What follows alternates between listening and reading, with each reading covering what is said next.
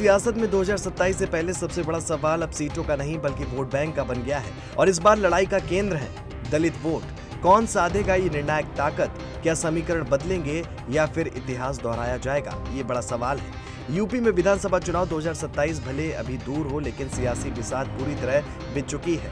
हर राजनीतिक दल अपने अपने तरीके से चुनावी गणित सेट करने में जुटा है और इस बार खास बात यह है कि दलित वोट बैंक को लेकर होड़ पहले से ज्यादा तेज हो गई है। वजह साफ है कि यूपी की राजनीति में दलित वोट हमेशा गेम चेंजर रहा है। बीजेपी, सपा और बसपा के अलावा अब छोटे और उभरते दल भी इस वोट बैंक को साधने की कोशिश में जुट गए हैं। संजय निषाद, ओम प्रकाश राजभर, चंद्रशेखर आजाद, चिराग पासवान जैसे नेता अपने अपने तरीके से दलित और वंचित वर्गों को जोड़ने की कोशिश कर रहे हैं। खासकर चिराग पासवान की पार्टी का 403 सीटों पर अकेले चुनाव लड़ने का ऐलान इस समीकरण को और दिलचस्प बना रहा है।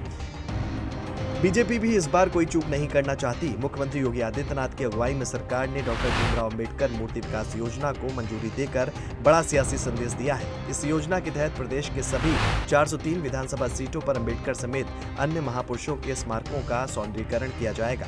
हर विधानसभा में कम से कम 10 स्मारकों को नई पहचान देने की बात कही जा रही है। साफ है कि बीजेपी सम्मान और विकास के जरिए दलित समाज को साधने की रणनीति पर काम कर रही है। वहीं चंद्रशेखर आजाद ने भी दलित राजनीति के केंद्र में खुद को मजबूती से स्थापित करने की कोशिश तेज कर दी है। दिल्ली देहरादून एक्सप्रेसवे का नाम बाबा साहब के नाम पर रखने की मांग सिर्फ एक प्रस्ताव नहीं बल्कि एक बड़ा राजनीतिक संदेश है। दलित अस्मिता और पहचान को केंद्र में लाने की कोशिश मानी जा रही है। दूसरी ओर अखिलेश यादव पीडीए यानी कि पिछड़ा दलित अल्पसंख्यक फॉर्मूले के जरिए दलित वोट को अपने पाले में लाने की कोशिश कर रहे हैं। सपा इस बार सामाजिक न्याय के साथ साथ भावनात्मक जुड़ाव की राजनीति भी कर रही है ताकि दलित वोट बैंक का बड़ा हिस्सा अपनी ओर खींचा जा सके।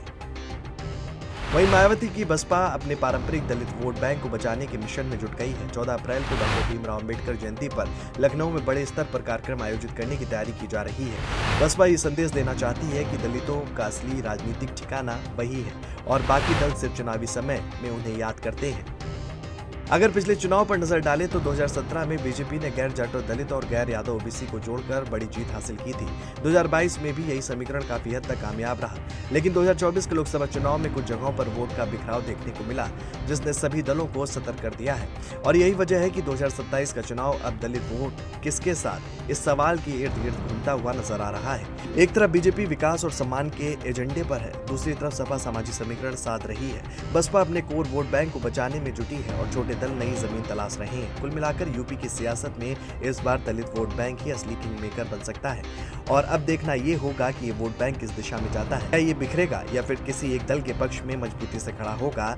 ये सवाल 2027 चुनावी नतीजों की दिशा तय करेगा।